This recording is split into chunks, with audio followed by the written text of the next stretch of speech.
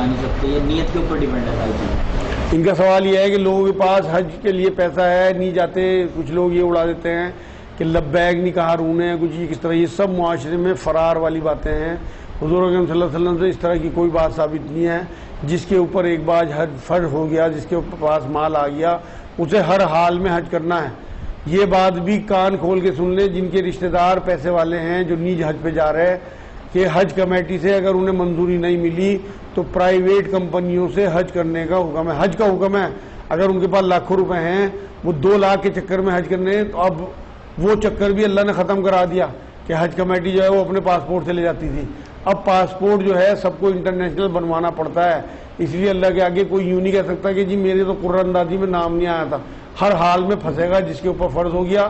جب وہ اپنی شادیوں میں 50-50 لاکھ روپے خرچ کر سکے تو اللہ کے حج کے لیے 2 لاکھ کی جگہ 3 لاکھ بھی خرچ کر سکے۔ اگر کوئی 1 لاکھ بچانے کے لیے یوں کہے کہ جی میرا قرہ اندازی میں نام نہیں آیا، میں تو اگلے سال جاؤں گا، تو وہ 1 سال اس کا پہیہ اور گناہ گھومتا رہے گا۔ یہی وہ گناہ ہے جس کے بارے میں یہ بات بہت پکے طور پہ کنفرم ہے کہ یہ وہ گناہ ہے کہ جب تک آدمی زندہ رہے گا حج نہیں کرتا، اس فرض ہونے کے بعد اس کے گناہ کا وہ پہیہ چلتا رہے گا، کیونکہ یہ فرض ہے اور یہ کبیرہ گناہ ہے کہ آدمی کے اوپر حج فرض ہو جائے اور وہ حج نہ کرے۔ حضور اکرم صلی اللہ علیہ وسلم نے یہ بات فرمائی ہے کہ جس کے اوپر حج فرض ہو جائے اور وہ پھر حج نہ کرے تو اس کی کوئی ذمہ داری نہیں ہے کہ وہ یہودیوں میں سے اٹھے یا نصرانیوں میں، جب اس کی موت ہو جائے۔ قیامت میں مطلب کافر ہو کے مرے گا اور کافر ہی ہو کے اٹھے گا اگر حج فرض ہونے کے بعد حج نہ کیا۔ یہ کنفرم بات۔ یہ جو بہانہ آج کل ہے نا کہ میرا تو قرہ اندازی میں نام نہیں آیا، میں نے اس لیے وضاحت فرما دی کیونکہ شوٹنگ ہو رہی ہے، یہ بات سب جگہ تک پہنچ جانی چاہیے کہ یہ معاملہ اس طرح سے اللہ کے ہاں اللہ بہت سب چیزوں کو سمجھتا ہے، ہماری نیتوں کو۔ ہم صرف پیسے بچانے کے لیے حج نہ کریں، یہ نہیں اللہ کو منظور ہے۔ اتنی سخت حدیث جو اللہ کے رسول کی ہے ایک عمل کے اوپر، یہود بن گئے یا نصرانی بن گئے، کوئی گارنٹی نہیں ہے، تو ایک عمل کے اوپر اتنی سخت حدیث، اس کے اندر کیا حکمت ہے؟ ان کا سوال یہ ہے کہ اتنی سخت حدیث جو حضور نے کہا نصرانی بن کے اٹھے، یہود بن کے اٹھے، کیا حکمت ہے؟ یہ اللہ کے رسول صلی اللہ علیہ وسلم کے ذریعے اللہ یہ سمجھانا چاہتا ہے کہ جو چیزیں میں نے فرض کر دیں ان کے بارے میں اگر تم لاپرواہی کرو گے، روگردانی کرو گے تو تم کافروں کی حالت میں مرو گے، کافروں کی حالت میں اٹھو گے۔ اس لیے سب اپنے گریبانوں میں جھانک لیں جو اللہ کے حکم ہیں، جو فرائض ہیں اللہ کے، 5 نمازیں، 30 روزے، پیسے ہوں تو حج، پیسے ہوں تو زکوٰۃ۔ اگر ان میں ذرا سی بھی لاپرواہی کرتے ہیں تو حج کے ذریعے کیونکہ ایک میسج دے دیا گیا، انہیں آپ تمام تر اپنے فرائض پہ اپلائی کر لیں۔ آج جو ہے امت کی حالت اسی لیے خراب ہے کہ اللہ کے حکموں کو دھجے اڑائے ہوئے ہیں، یہ خارج ہیں، خارج ایمان سے۔ خود حضور اکرم صلی اللہ علیہ وسلم نے بات فرمائی ہے کہ جو جھوٹ بولے وہ ہم میں سے نہیں، جو دھوکہ دے وہ ہم میں سے نہیں، جس کا پڑوسی اس سے پریشان ہو اس میں کوئی ایمان نہیں۔ بارہا حدیث ہے، یہ سب کمیاں ہمارے اندر ہیں۔ ہم کیسے ایمان والے ہیں؟ میونسپلٹی کے ایمان والے ہیں۔ اللہ کے رسول صلی اللہ علیہ وسلم کی تعلیمات کے حساب سے اللہ کے رجسٹر میں اگر ایمان والے نہ لکھے گئے تو آپ خود سوچو کہ وہاں حشر کیا ہوگا۔ اس لیے بہت محتاط ہو کے زندگی گزاریں، اللہ کے حق جو ہیں، جو اللہ نے اپنے حق بیان کر دیے کلام پاک میں، انہیں پورا کریں۔ اگر حالات صحیح ہو گئے تو چاہے ابھی بھی موقع ہے، جس کے پاس پیسے ہوں ایک جداد بیچ دے، ایک پلاٹ بیچ دے، حج کر آئے۔ وہ ٹھیک ہے کہ اب حج کمیٹی سے نہیں جا سکتے، ان کا قرہ اندازی ہو چکی، ان کے پورے پیکج ہو چکے، لیکن ابھی پرائیویٹ کمپنیاں ہیں جو 3 لاکھ میں آپ کو لے جائیں گی 2 لاکھ کی جگہ، اس میں 2 لاکھ 2.25 لاکھ خرچ ہوں گے، ان کے 3 سوا 3 خرچ ہوں گے۔ لیکن فرض ہے کیونکہ موت کا پتہ نہیں ہے نا، اگر خدا نہ خواستہ اس 1 سال کے بیچ میں موت آ گئی، اللہ یوں نہیں سننے گا میرا نام قرہ اندازی میں نہیں آیا تھا۔ یہ کنفرم بات بتا رہا میں آپ کو بالکل۔ یہ تو بہت اچھا سوال ہو گیا آج۔ اور یہ کہتے ہیں کہ جی میرا بھی فرائض پورے نہیں ہوئے۔ فرائض کون سے فرائض؟ جیسے بیٹیوں کی شادی یا یہ کہاں لکھا ہوا ہے فرض ہے بیٹیوں کی شادی؟ نہیں، آج معاشرے میں تو یہی کہا ہے۔ نہ فرض 5 ہیں بس، ایک کلمہ، دوسرے نماز 5، اس کے بعد 30 روزے، اس کے بعد حج اور زکوٰۃ، یہ 5 فرض ہیں۔ بیٹیوں کی شادی کس نے کیا فرض ہے؟ یہ تو اللہ کی طرف سے ایک نعمت ہے بیٹی ہے۔ ہلکی پھلکی اگر ہم شادی کریں جیسے حضور اکرم صلی اللہ علیہ وسلم کرتے تھے، جن کے ماں باپ مر جائیں پھر تو ان کی شادی ہی نہ ہو، اگر یہ فرض ہو تو بھائی ان کے اوپر تو فرض ہی نہیں ہے، ان کی شادی ہی نہیں ہونی چاہیے۔ بچپن میں ماں باپ مر گئے، بہت ساری بچیاں ایسی ہیں جن کے باپ ہی نہیں ہوتے، جن کی ماں ہی نہیں ہوتی۔ یہ فرض نہیں ہے، یہ تو ایک معاشرے کا ایک انداز ہے کہ بھائی شادیاں جو ہیں وہ بچیوں کی ٹائم پہ ہو جائیں، جب وہ بالغ ہو جائیں ان کی شادیاں کرو. اس وجہ سے حج کرنے کی یا حج سے رکنے کی جو شرائط ہے ان میں کہیں بیٹیوں کا ذکر نہیں ہے، کہیں دودھ پیتے بچوں کا ذکر نہیں ہے، کہیں نہیں. ایک تو بیماری کا ذکر ہے، ایک امن کا ذکر ہے، ایک حالات ٹھیک ہوں، راستہ پرامن ہو، اور آپ کے پاس اتنا مال ہو کہ آپ کا گھر 40 دن پیچھے کھانے پینے کا نظام آپ کا چلتا رہے. یہ آپ کے لیے معاملہ ہے. نہ تو یہ کہ آپ کا کوئی دیکھنے والا ہو آپ کی بچیوں کو، یا آپ کا چھوٹا دودھ پیتا بچہ ہو اس کا کچھ نہیں ہے. ایک نمبر پر اللہ کے فرض ہیں. اگر آپ کی نماز کا ٹائم ہے اور کوئی ماں یوں کہہ دے گی اللہ سے کہ اللہ میرا بچہ تڑپ رہا تھا اس لیے میں نے نماز نہیں پڑھی، بجے گا. ایک نمبر پہ اللہ کا فرض، اس کے بعد پھر بچہ تڑپتا رہے، بچہ روتا رہے. چھوٹی نماز پڑھ دے، فرض پڑھ دے، لیکن نماز پہلے ہے، پہلے اللہ کا حق ہے. مخلوق کی کوئی اطاعت نہیں اللہ کے معاملوں میں کسی بھی قیمت پہ، نہ دیکھ بھال نہ اطاعت. ایک نمبر پہ اللہ کے فرض ہیں. نہ پڑھے 27 رکعت، 4 رکعت پڑھ دے، 2 رکعت پڑھ دے، بچہ اٹھا لے پھر اپنا، لیکن بچہ تڑپنے سے نماز نہ چھوڑے. کچھ لوگوں کی حالت یہ رہی ہے کہ 10 15 20 سال سے ان کی اتنی استطاعت تھی کہ وہ حج کر سکتے تھے، اس وقت انہوں نے حج کیا نہیں، اب آ کر پیسہ بلڈنگ میں لگا دیا، اب کیا جی پیسے نہیں ہیں. تو آپ خود آپ کا من کیا کہہ رہا ہے اس میں؟ بجے گا، بس بجے گا، انشاءاللہ بجے گا. ایک نمبر پہ اللہ کے حق ہیں. جس نے دیکھو اصل میں یہ ہے یقین کا معاملہ. یہ جو 60-70 سال کی زندگی ہے نا، یہ تو دباچہ ہے. کسی کتاب کا آپ شروع میں ایک پیج پڑھتے ہو نہیں، 500 پیج کی کتاب ہے، اس کے بارے میں شروع میں 2 لفظ لکھے ہوئے ہوں 1 یا 2 پیج پہ. یہ تو وہ زندگی ہے. اس کے بعد 500 پیج آنے والے ہیں. بگاڑ لو نا، نہ پڑھو، نہ ان کی پرواہ کرو. یہ 5 فرض پورے کیے بنا، یہ 5 فرض تو چند لوگوں پہ ہیں، بلکہ زیادہ تر پہ مسلمانوں پہ تو 3 ہی ہیں. کلمے کے بعد 2 ہیں. شارٹ کٹ کی کمائی ہے، اس سے بھی حج جائز ہے. شارٹ کٹ مطلب لوگ آج کل کر رہے ہیں پراپرٹی ایکسٹرا خرید رہے ہیں، بیچ رہے ہیں، مہنگی سستی کر کے پیسہ نہیں، اس کمائی سے بھی جائز ہے. اگر جائز کمائی ہے تو بالکل ان کا کام جائز ہے. اگر وہ جھوٹ نہیں بول رہا ہے، دھوکہ نہیں دے رہا ہے لوگوں کو، یا چوری نہیں کر رہا ہے، ڈکیتی نہیں ڈال رہا ہے، حرام کمائی نہیں ہونی چاہیے. کوئی اسلام نے طے نہیں کرا.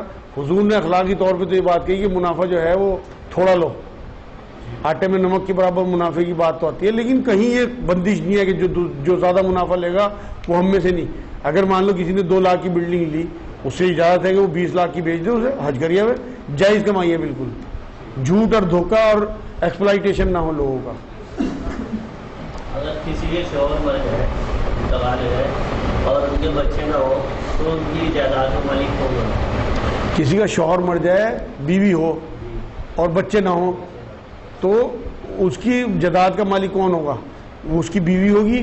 اگر انہوں نے کوئی وصیت کی ہوگی تو وہ وصیت پہلے نمٹے گی، اس کے بعد پھر اس کی بیوی کا جو حصہ ہوگا وہ دیا جائے گا.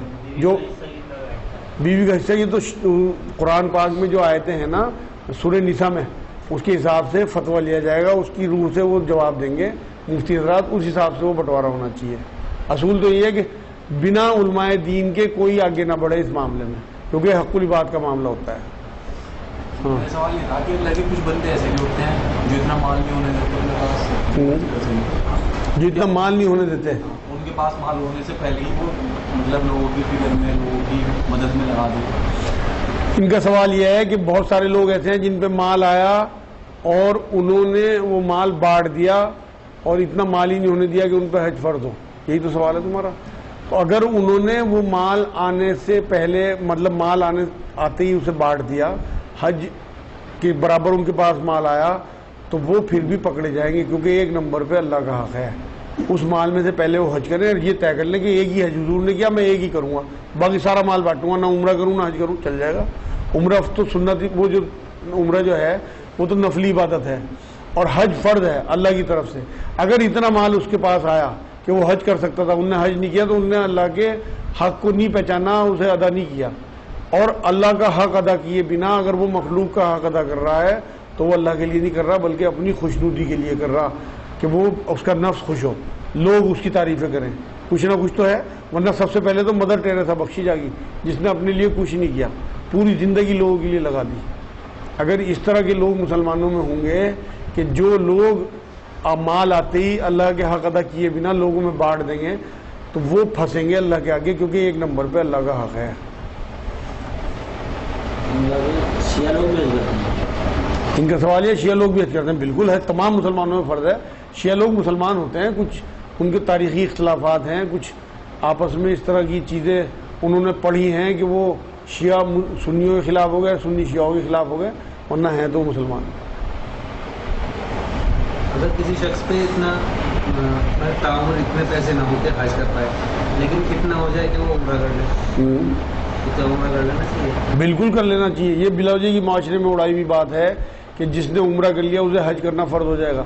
حج فرض کی میں نے آپ کو بتا دی کہ 3 یا 4 شرطیں ہیں کہ ایک تو مال اتنا ہو جائے کہ حج کر آیا آدمی، پیچھے اتنا سامان چھوڑ جائے گھر والوں کے لیے کہ انہیں دقت نہ ہو، دوسرے راستہ پورا من ہو، تیسرے اس ملک کے جو قانون ہیں اس سے نہ ٹکراؤ ہوتا ہو کہ آپ بنا پاسپورٹ کے گھس رہے ہیں، بنا ویزا کے گھس رہے ہیں اور وہ آپ کو جیل میں ڈال دیں، راستہ پورا من ہو اور آپ کی صحت ہو، مطلب آپ بالکل ہی لچر پچر نہ ہو کہ راستے میں جان دے تو اوروں کے لیے مصیبت بن جاؤ، تو وہ یہ 4 شرطیں ہیں اور کوئی شرط نہیں ہے کسی قسم کی بھی۔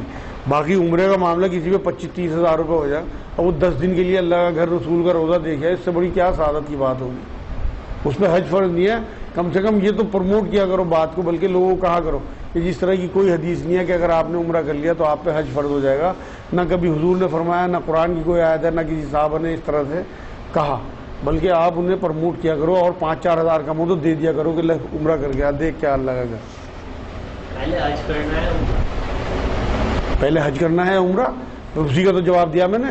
اگر حج فرض ہے تو پہلے تو حج کرنا، اگر حج آپ کے پاس اتنا مال نہیں ہے کہ آپ کے اوپر حج فرض نہیں ہوا تو کم سے کم عمرہ تو کر آؤ۔ نہیں بہت سے لوگ کہتے ہیں پہلے عمرہ کرنے ہیں۔ وہ ایسا ہے، کسی کے کہنے سے دین نہیں ہے، دین اتنا ہی ہے جتنا حضور اکرم صلی اللہ علیہ وسلم نے فرمایا۔ حضور نے کبھی یہ نہیں کہا کہ عمرہ پہلے کر لو پھر حج کرنا۔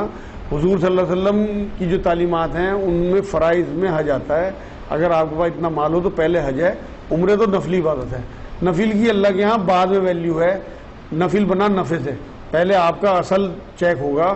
ایک روایت میں بات ملتی ہے، حضور نے فرمایا کہ لوگوں پہلے تم سے سوال ہوگا نمازوں کا، اگر تمہاری نمازیں صحیح ہوں گی تو باقی سوال ہوں گے، ورنہ اٹھا کے پھینک دیا جائے گا تمہیں۔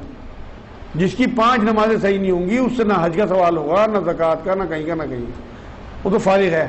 1 نمبر پہ نماز کا سوال، اس کے بعد پھر آپ سے روزوں کا سوال، اس کے بعد پھر آپ سے حج کا، اس کے بعد زکوٰۃ کا، اس کے بعد آپ کے نفل لیے جائیں گے، لا بھائی کتنی نمازیں پڑھی، کتنے عمرے کرے، کتنی تو نے اور خیرات کری زکوٰۃ کے علاوہ، وہ بعد میں لیا جائے گا۔ اگر آپ یہ چیزیں لے کے پہنچو گے اور فرض آپ کے پورے نہیں ہوں گے، بہت بجے گا، بہت بجے گا، بہت بجے گا۔ ایک سوال ہے میرا، اللہ کے رسول کی ایک حدیث پڑھی ہے، ہاں، اللہ نے مطلب 3 حصے برکت جو رکھی ہے وہ تجارت میں رکھی ہے،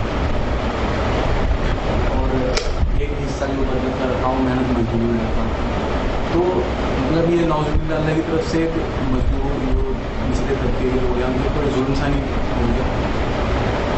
اور دوسری بات یہ کہ جب تقدیر میں طے مال ملنا، اللہ رسول نے فرمایا کہ تیرے نصیب میں جو دانا لکھا ہوا ہے چاہے تیری آخری سانس میں بھی وہ پورا ہوگا، اس کے بعد تیری موت ہوگی، تو پھر محنت مزدوری یا جد و جہد یا بزنس کرنا ہے کہ اچھا، ان کا سوال سن لیا۔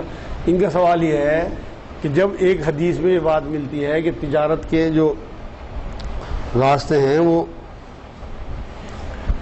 75% راستے تجارت میں، باقی مزدوری، محنت مزدوری میں، انہوں نے یہ روایت کہیں پڑھی، یہ نعوذ باللہ ظلم نہیں ہے، مزدور میں ظلم نہیں ہے، بلکہ اس کے پیچھے بہت بڑی حکمت ہے۔ اللہ یہ چاہتا ہے کہ کوئی بھی آدمی جو ہے وہ کسی کا تابع ہو کے نہ رہے، بلکہ اپنے بزنس جو لوگ کریں گے وہ خود اپنے بزنس کو بڑھائیں اور کسی کے محتاج نہ ہو، کسی کے آگے ہاتھ نہ پھیلائیں۔ محنت مزدوری کو بہت اللہ کے رسول نے پسند کیا، کم محنت نہیں ہوتی تجارت میں بھی۔ اب جسے اللہ کے رسول صلی اللہ علیہ وسلم نے کلاڑی پکڑائی تھی، جو مانگنے ان کے پاس صحابی آئے تھے اور انہیں کلاڑی پکڑا دی تھی کہ تم لکڑیاں کاٹو، 15 دن تک میرے سے نہ ملنا، انہوں نے لکڑیاں کاٹ کے بیچی تو تھی۔ مزدوری اور تجارت الگ الگ تھوڑی ہے، جڑی ہوئی ہیں۔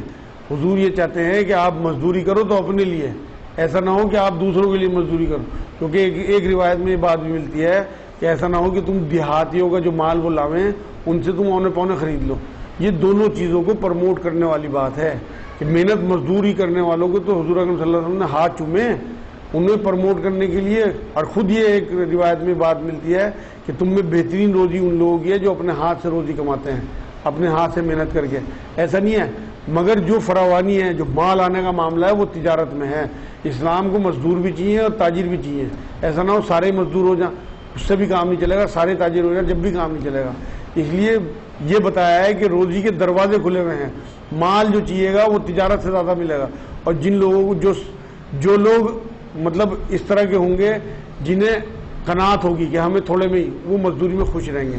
لیکن تمام لوگ جو بھاگتے ہیں مال کے پیچھے, ان کے لیے حدیث ہے کہ وہ تجارت کریں گے تو انشاءاللہ اس میں بہت برکت اللہ نے رکھی. ایسا کچھ نہیں ہے. دوسرا سوال تمہارا تقدیر سے متعلق ہے کہ جب اللہ کے رسول صلی اللہ علیہ وسلم نے فرمایا کہ کوئی جی جان جب تک مر نہیں سکتا جب تک اپنی روزی پوری نہ کر لے تو پھر ہم محنت کیوں کریں, تقدیر میں جب سب کچھ لکھا ہوا ہے. حضرت علی سے جب ایک صاحب نے یہ سوال کیا کہ جب سب کچھ تقدیر میں لکھا ہوا ہے تو ہم محنت کیوں کریں جب ہمیں ویسے ہی ملنا ہے, تو حضرت علی کا جواب آپ سن لیں, آپ کی تسلی ہو جائے گی کہ ہو سکتا ہے یہ بھی لکھا ہوا ہو کہ تو محنت کرے گا تب تجھے یہ ملے گا. تیری تقدیر میں یہ بات بھی لکھی ہوئی ہو کہ تو محنت کرے گا تو تجھے یہ ملے گا. ایک روایت میں آتا ہے کہ کسی نے کہا کہ ہم دعا کیوں کریں جب ہماری تقدیر میں سب کچھ لکھا ہوا ہے, کہ ہو سکتا ہے لکھا ہوا ہے کہ جب تو دعا کرے گا جب تجھے یہ ملے گا. تو اس لیے حضور اکرم صلی اللہ علیہ وسلم کی ایک روایت سے بات ملتی ہے کہ تو اپنا جوتا جھاڑ کے پہن, ایسا نہ ہو کہ اس میں کوئی کیڑا ہو وہ تیرے پیر میں کاٹ لے اور تو اللہ کو دوش دے. تو اس لیے اللہ نے ہمیں اس دنیا میں اسباب کے ساتھ پیدا کیا, اسباب کا حکم دیا.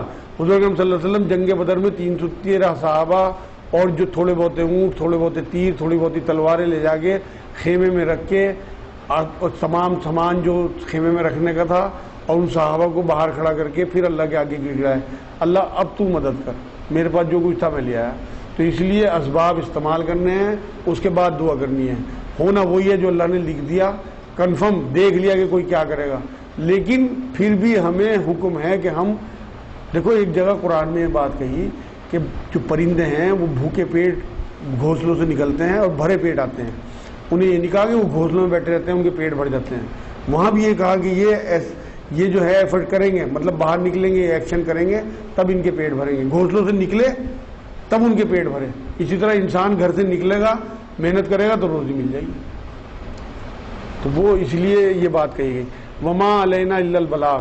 اللہم صلی اللہ سیدنا محمد وعلی آل سیدنا محمد وبارک وسلم. اے اللہ تو ہمارے گناہوں کو معاف فرما دے, یا اللہ تو رحمت فرما دے, اے اللہ تو کرم فرما دے, اے اللہ تو فضل فرما دے, یا اللہ ہمارا یہاں بیٹھنا قبول فرما لے, یا اللہ ہم نے یہاں جو پڑھا سنا اس پہ عمل کی توفیق عطا فرما, یا اللہ اس میں جتنی بھی خیر کے پہلو ہماری زندگی میں اتار دے, یا اللہ کسی قسم کا کوئی شر ہو تو ہم سے دور کر دے, یا اللہ ہمیں جلن سے, حسد سے, بغض سے, کینہ سے, غصے سے ہماری حفاظت فرما, ہمیں امانت میں خیانت سے بچا, یا اللہ ہمیں جھوٹ سے, دھوکے بازی سے بچا, یا اللہ پاک ہمیں ایمان والی زندگی, ایمان والی موت عطا فرما, حضور اکرم صلی اللہ علیہ وسلم کے بتائے ہوئے راستے پہ چلنے کی توفیق عطا فرما, حضور اکرم صلی اللہ علیہ وسلم کی حد درجے کی محبت عطا فرما, جن چیزوں کو حضور اکرم صلی اللہ علیہ وسلم نے برا سمجھا ہماری زندگیوں سے نکال دے, جن چیزوں کو حضور اکرم صلی اللہ علیہ وسلم نے اچھا سمجھا ہماری زندگیوں میں اتار دے. حضور پاک صلی اللہ علیہ وسلم کی خوابوں میں زیارت نصیب فرما, ہمیں اپنے ماں باپ کا فرما بردار بنا دے, یا اللہ ان کی حرمت کرنے کی توفیق عطا فرما, یا اللہ ہمارا عقیدہ درست فرما, یا اللہ ہمیں ہر طریقے کے شر سے ہماری حفاظت فرما, یا اللہ ہمارا ایمان مضبوط اور پکا کر دے, یا اللہ ہمیں آخرت پہ پکا سچا ایمان عطا فرما, یا اللہ ہماری یہ زندگی بھی آسان اور وہ زندگی بھی آسان فرما دے, یا اللہ ہماری ایمان والی آسان موت عطا فرما, یا اللہ پاک ہماری ان تمام تر دعاؤں کو حضور اکرم صلی اللہ علیہ وسلم کے صدقے طفیل میں قبول فرما دے. سبحان ربک رب العزت عما یصفون وسلام علی المرسلین والحمد للہ رب العالمین.